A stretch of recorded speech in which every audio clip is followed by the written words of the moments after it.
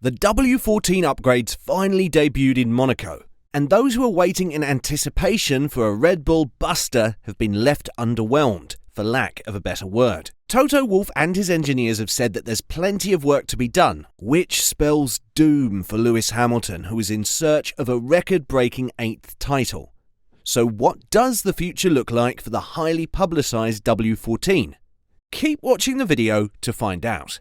Following the cancellation of the Monaco Grand Prix due to severe weather conditions, Mercedes unveiled their highly anticipated W14 upgrades for the renowned Monaco Grand Prix. The introduction of these upgrades was met with optimism, as both drivers from the Brackley team expressed a positive sentiment, stating they had a positive impression following the improvements.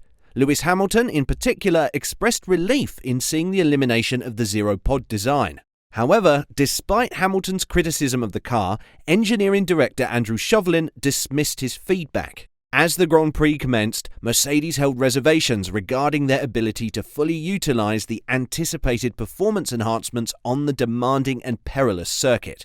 Nevertheless, Hamilton swiftly showcased his skill by delivering impressive outcomes during the initial practice session, securing the third fastest time in FP1.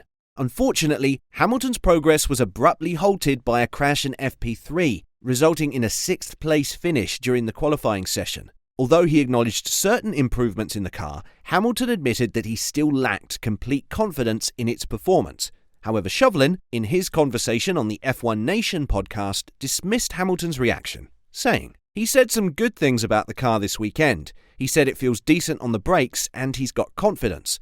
We're a bit disappointed with qualifying. We could have put a better showing in if we'd got everything right in Q3.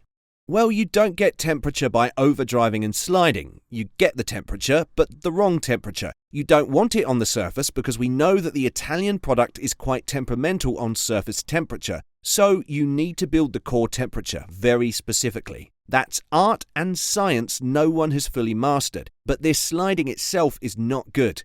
Overdriving is not really the way forward, but if they said that they are doing that, it's perhaps now old school singing quite a good sign because they feel comfortable and able to do it. So that means that the way the car goes in is progressive, it is user-friendly, and then perhaps on that, they could build up more performance and more trust in the car." Chauvelin went on to downplay the importance of the W14's new updates, expressing a cautious approach in managing expectations as the cars head to Barcelona for the Spanish Grand Prix. But you know, everyone is bringing upgrades. It's a busy time of the year for that. As I said, we put a lot of work into it and people have done a good job to bring it so rapidly. There's a huge amount of new stuff on the car. We're confident that what we've done is a good direction, but we're also confident it's probably not going to be enough, and we've got more work to do. Looking at Hamilton's performance over the past 2 years, the magnitude of their progress is evident. On both seasons, he managed only a 6th place qualification. However, this year he was only 0.3 of a second away from pole position, indicating a slight improvement. In the race, which proved challenging for most drivers except Max Verstappen, Fernando Alonso and Esteban Ocon, Hamilton crossed the finish line in 4th place. "I'm really happy," Hamilton said about his drive in the Monaco Grand Prix. "We moved forwards and coming into the weekend, I didn't know where we would stand."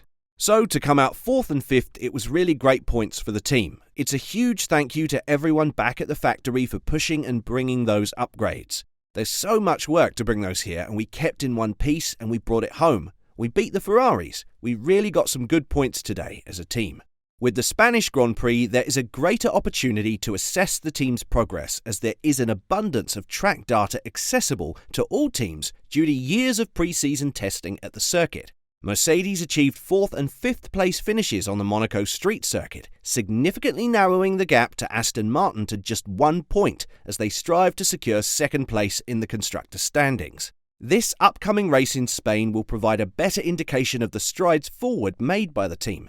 Hamilton seems to agree, saying that, "Next week, Barcelona is the best test bench circuit for us. It was really difficult here to really know. The car feels very stiff. There's a lot of bumps. It's tricky." While the Monaco circuit is not the most suitable venue to introduce new upgrades, given its unique and challenging characteristics, it did provide Mercedes with a fresh starting point after resetting their car design. The upcoming race on the F1 calendar takes place at the Circuit de Catalunya, which had long been the preferred track for testing F1 cars before Bahrain became the sole host of pre-season testing. Considering the transition to a more conventional racetrack, there was a glimmer of hope that Mercedes could experience a sudden surge of performance and close the gap to Red Bull. But Hamilton's high hopes for the next race weekend may lead to disappointment, at least according to his team boss. Toto Wolff has dismissed any notion that Mercedes' new upgrades will suddenly result in a remarkable performance in Barcelona this weekend, dispelling any lingering hopes in that regard. While talking to Channel 4, he said, "Well, I like that the track now has a balls-out last corner, but we need to see whether it is going to be a good race still, because some of the junior series are still struggling with overtaking there and couldn't get close.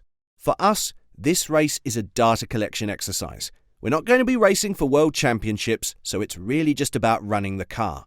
Wolff was cautious in managing expectations regarding the significant upgrades on the Mercedes W14, deliberately refraining from providing any indication to the media that they have discovered a game-changing solution or silver bullet, saying, "We don't really know what we have learned about the upgrades so far.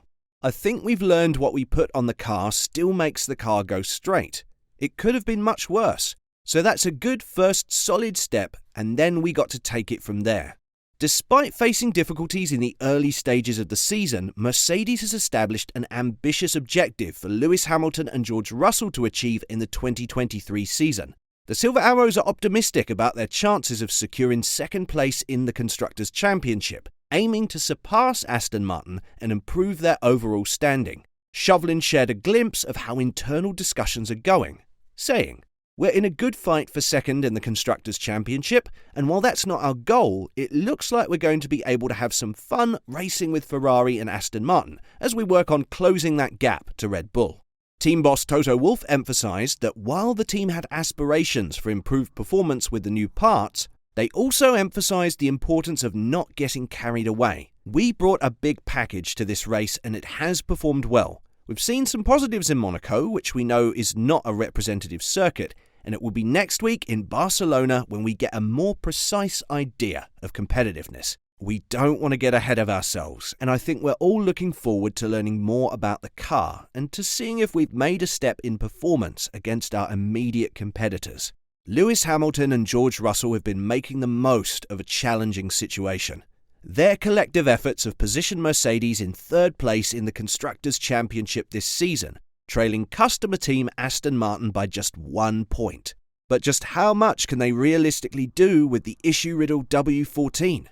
Tell us your predictions for the Silver Arrows next race weekend. And as always, don't forget to like and subscribe to the channel if you haven't. Thanks for watching.